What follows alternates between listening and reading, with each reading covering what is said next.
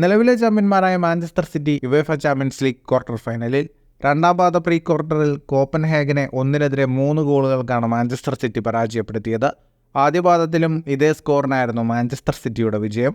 ഇരുപാദങ്ങളിലുമായി aggregate score 6-2. Ittihad സ്റ്റേഡിയത്തിൽ നടന്ന മത്സരത്തിൽ ആദ്യ 9 മിനിറ്റുകൾക്കകം തന്നെ മാഞ്ചസ്റ്റർ സിറ്റി 2 ഗോളുകൾക്ക് മുന്നിലെത്തി. കളിയുടെ 5-ാം മിനിറ്റിൽ ജൂലിയൻ അൽവാരസിന്റെ അസിസ്റ്റിൽ അക്കാൻജിയിലൂടെയാണ് മാഞ്ചസ്റ്റർ സിറ്റി ആദ്യ ലീഡ് എടുത്തത്.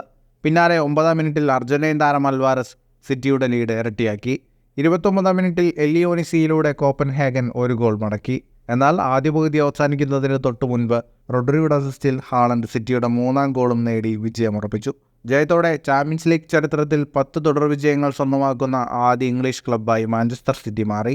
ഈ സീസണിൽ എല്ലാ ചാമ്പ്യൻസ് ലീഗ് മത്സരങ്ങളിലും 3 ഗോളുകളാണ് മാഞ്ചസ്റ്റർ സിറ്റി നേടിയതെന്ന പ്രത്യേകത ഈ മത്സരത്തിലും അവർ തുടർന്നു.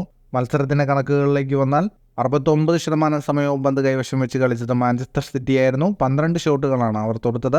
3 ഷോട്ട് ഓൺ ടാർഗറ്റ്. 817 പാസുകൾ 93% കൃത്യതയോടെ മാഞ്ചസ്റ്റർ സിറ്റി പൂർത്തിയാക്കി. 11 ഷോട്ടുകളാണ് കോപ്പൻഹേഗൻ തൊടുത്തത്. 2 ഷോട്ട് ഓൺ ടാർഗറ്റ്. 363 പാസുകൾ 87% കൃത്യതയോടെ കോപ്പൻഹേഗൻ പൂർത്തിയാക്കി. ഫുട്ബോൾ ലോകത്തെ കൂടുതൽ വാർത്തകൾക്കും വിശേഷങ്ങൾക്കുമായി സ്പോർട്സ് കഫേ ഇപ്പോൾ തന്നെ സബ്സ്ക്രൈബ് ചെയ്യുക.